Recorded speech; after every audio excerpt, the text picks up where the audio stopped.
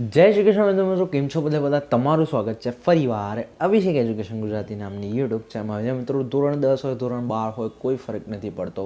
તમે બોર્ડની જે છે એક્ઝામ આપવાનો છો અને તમારી હોલ ટિકિટ આવી ગઈ છે અથવા તો આવવાની છે.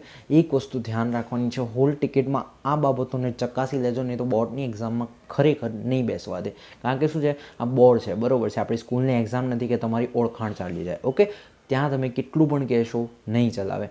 હોલ ટિકિટ જ્યાં સુધી તમારી બરાબર નહીં હોય ત્યાં સુધી અમને એન્ટ્રી પણ નહીં આપવા દે, રાઈટ? તો આ બધું તમે ચકાસી લેજો, બરાબર છે. કારણ કે શું બેન્ચીસ ઉપર પહેલાં હોલ ટિકિટ નંબર હશે, તમારું નામ હશે નહીં. I hope you understand. અત્યારે હું તમને એક હોલ ટિકિટ, હવે જો જેમ કે 12મા વાળાની હજુ આવી નથી તો આવે ત્યારે ચેક કરજો. હોલ ટિકિટ બધાની સેમ હોય. આપણે હોલ ટિકિટથી મતલબ છે, તમે બોર્ડના છો એ મતલબ છે. આપણે એવો મતલબ નથી કે તમે કયા સ્ટાન્ડર્ડમાં છો, 10માં કે 12માં, પણ એ સબ્જેક્ટ ઉપર ડિપેન્ડ કરી હું તમને આગળ સમજાવીશ. ઓકે, હવે અહીંયા હું તમને આખા હોલ ટિકિટનો નમૂનો આપીશ કે ભાઈ કયા જે છે કઈ રીતે તમારે શું શું બાબતો ચેક કરવાની છે. બીજી વસ્તુ ખાસ કરીને આ જે છે એ લાસ્ટ યરની છે હોલ ટિકિટ, બરાબર છે, ધોરણ 12ની લાસ્ટ યરની. કેમ કીધી છે? પ્રાઇવસી માટે. આ વર્ષની હું નથી આપતો, રાઈટ? લાસ્ટ વર્ષની જે છે હું તમને એક જે છે હોલ ટિકિટ બતાવીશ અને એમાં તમારે આ વર્ષે બસ એ જ વસ્તુ, ખાલી તારીખ બદલાશે. ઓકે, એ બધું તમને હું સમજાવીશ. તો ચાલો આગળ જોઈએ કે હોલ ટિકિટમાં છે શું. ઓકે, સો વિદ્યાર્થી મિત્રો, હવે હું તમને અહીંયા A to Z બતાવવાનો છું કે તમને કઈ રીતે સૌથી પહેલાં તો મળશે હોલ ટિકિટ,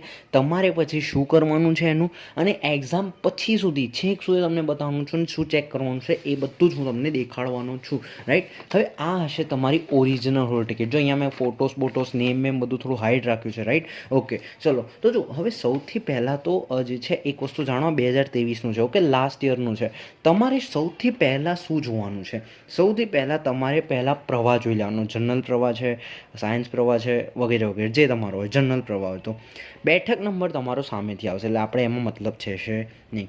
શાળા ક્રમાંક એ પણ આવશે, કેન્દ્ર ક્રમાંક એ પણ આપણે નહીં, કેન્દ્રનું નામ એ પણ આપણે મતલબ નથી, આ પણ મતલબ નથી અને આ પણ મતલબ નથી.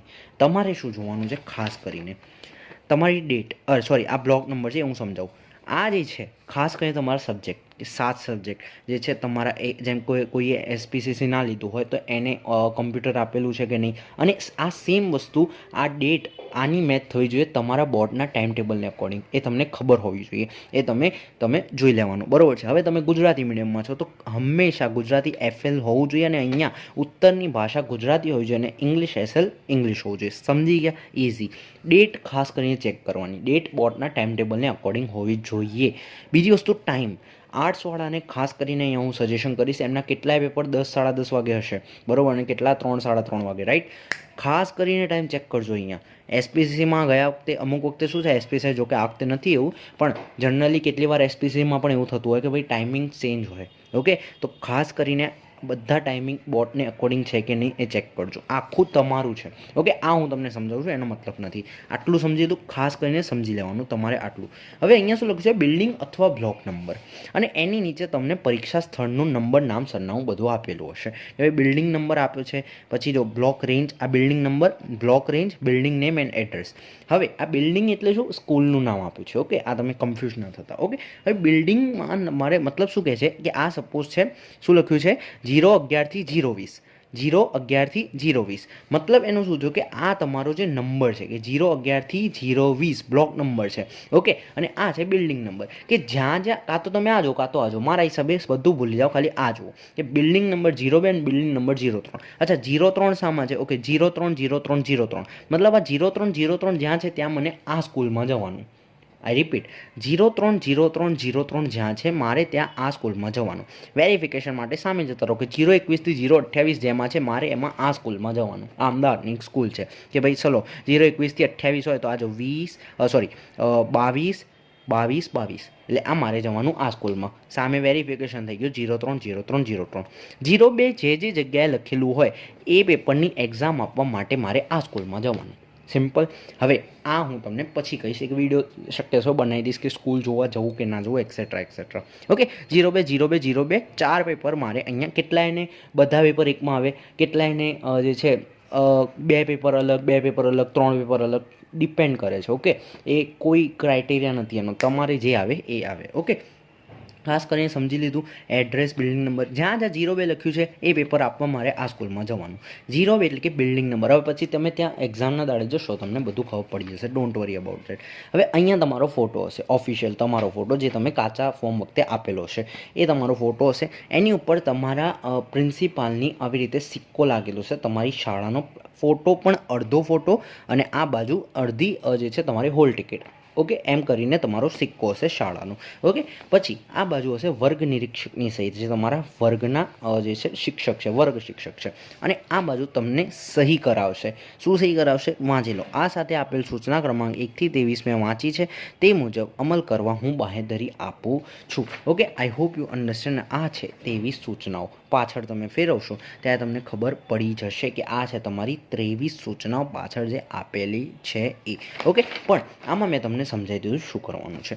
તમારે કઈ ઉપર ફરીથી અહીંયા તમારું નામ આખું બરોબર સ્પેલિંગ છે કે નહીં, આ જ નામથી તમારું રિઝલ્ટ આવશે.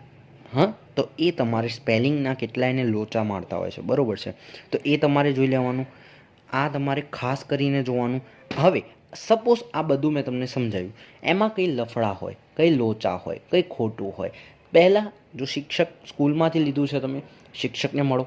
શિક્ષક તમને પ્રિન્સિપાલને મળાવશે, અને પ્રિન્સિપાલ તમને ગાંધીનગર સુધી પહોંચાડશે. અને કેટલાય છે એક સ્ટુડન્ટ, તો સીધો ગાંધીનગરનો કોન્ટેક્ટ કરો, રાઈટ.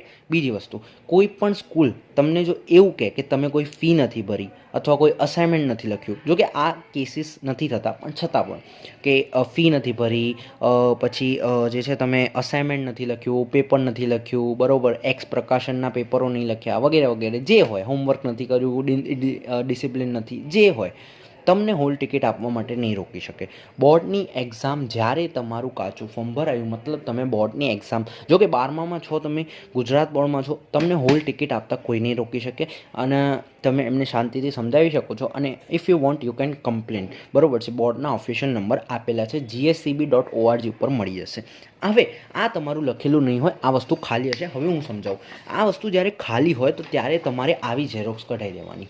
આવું તમને મળશે. આ મેં ઓરિજિનલ એટલા માટે કરાવ્યું કારણ કે અહીંયા મારે સિક્કોને સાઇન દેખાડ્યો તમને.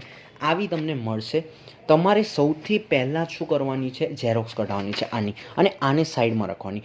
ભૂલથી મેં કેટલાય એવા નોટંકી જોયા છે, શું કહું હવે એને, રંગી લાવો, બરાબર, કે આની લેમિનેશન કરાવતો હોય. મેમ હવે બુદ્ધિ એને હું શું સમજાવું? હવે સિમ્પલ સમજો, શાંતિથી સમજો કે આમાં તમારે લખવાનું હોય. પેન ઉપર લેમિનેશન કરાવશો તો લખશો ક્યાંથી? આને લેમિનેશન કરવાનું નથી. આને શું કરવાનું? શક્ય હોય, બરાબર, તો આવી ફાઇલ લઈ લેવાની. કારણ કે શું, વરસાદ પડે, બરાબર, વરસાદ બી આવા ટાઈમે જ પડે ખરેખર. ઓકે, હોળીનો માહોલ છે, તો આમાં શું થાય, આવામાં તમે અંદર પેક કરી શકો છો, સીધું રહે. ઓકે, તમે કેટલા મેં જોયા છે આમ ટેડી કરીને જાય. નો વરીઝ અબાઉટ દેટ, કોઈ ફરક પણ, જો ક્યાં ફાટી ગઈ તો સ્કેમ થઈ જશે. ઓકે, અચ્છા, તો જો આ મેં તમને કહી દીધું શું કે તમારે જે છે આવી પહેલાં ઝેરોક્સ કઢાવો. આ થઈ ગયું બેકઅપ પ્લાન. 2 થી 3 ઝેરોક્સ કઢાવો. પહેલી ઝેરોક્સ તમારા જોડે રાખો, બીજી ઝેરોક્સ તમારા વર્ગ શિક્ષકને શક્ય હોય તો આપી દો, અને ત્રીજી ઝેરોક્સ તમારા કોચિંગ ક્લાસ જ્યાં પણ તમે જતા હોય, અથવા તો તમારા ઘરમાં મમ્મી પપ્પાને જઈને આપી દો. વાત પૂરી. ઓકે, જો કે ઘરમાં જ રહો છો એટલે મમ્મી પપ્પાને આપી દો કે આ સાચું. હવે તમે જ્યાં જશો આ ઓરિજિનલ લઈ જવાની. આ થઈ ગઈ તમારી બેકઅપ માટેની, આ થઈ ગઈ તમારી ઓરિજિનલ, આ થઈ ગઈ બેકઅપ માટેની, આ થઈ ગઈ ઓરિજિનલ. આને ઘરે મૂકવાની, ઝેરોક્સને લઈ જવાની ઓરિજિનલ. અને ઓરિજિનલમાં કે પલળી ગઈ, ફાટી ગઈ, ત્યારે તમને એ કામ આવશે. ઓકે, અને ગુસ્વા દેશે આના બેસ ઉપર જ જે પણ શિક્ષક હશે. ઓકે, ચલો, હવે આ છે ઉત્તરવહી નંબર. આવો હશે તમારી જે પુરવણી હશે, પુરવણી ઉપર એક નંબર લખેલો હશે બારકોડ ઉપર, કે શું લખ્યું છે, બારકોડ જે સ્ટીકર તમને આપેલું હશે એની ઉપર લખેલો હશે જે આ આંકડાનો નંબર, જો આવી રીતે રેન્ડમ નંબર લખેલા હશે, એ તમારે નંબર અહીંયા લખવાનો. અને આ નિરીક્ષક એટલે જે ત્યાં ઊભા હશે શિક્ષક, એમની સહી એ કરી આપશે તમને. ઓકે, આમાં તમારે ત્યાં જશો તો વધારે ખબર પડશે, પણ એ તમને કહી દીધું કે બારકોડ આવે. બારકોડ એટલે જેમ તમે મોલમાં કે ડીમાર્ટમાં જાઓ તો તમને ખબર હોય બારકોડ વસ્તુ ઉપર લખેલું હોય, એને સ્કેન કરીને બિલ બનતું હોય, એ રીતે બારકોડ આવશે. એની ઉપર તમને લખેલું હોય, રાઈટ, કે 45 જે પણ નંબર આપેલું છે. ઓકે, એ જે છે તમારે ખાસ કરીને વસ્તુઓ જોઈ લેવાની કે આ આપેલું હશે. હવે આનો યુઝ શું હોય કે ભાઈ સપોઝ પેપર તમારી ક્યાંક પડી ગયા, બરાબર, એવા કેસ બનતા હોય કે ભાઈ રસ્તામાં પેપર ખોવાઈ ગયા, તમારું રિઝલ્ટ જ ના કઈ રીતે બનાવે, તો તમે પેપર આપ્યું છે, એની શું છે, આ એક શું છે, એક મતલબ એક પ્રૂફ છે તમારું કે આ તમે પેપર આપ્યું છે, સામે નિરીક્ષકની સહી છે. હવે તમે બધા પેપર આપીને આવ્યા ત્યારે એની આ રીતે એક બીજી ઝેરોક્સ કઢાવવાની, બરાબર. આઈ રિપીટ, તમે પહેલાં એક ખાલીની ઝેરોક્સ કઢાઈ આને સાઈડમાં મૂકો, પછી તમે આખા પેપરો આપ્યા ત્યારે આ વસ્તુની એક બીજી ઝેરોક્સ કઢાઈ દેવાની. એમ કરીને તમને 5 ઝેરોક્સ નીકળશે, બરાબર છે.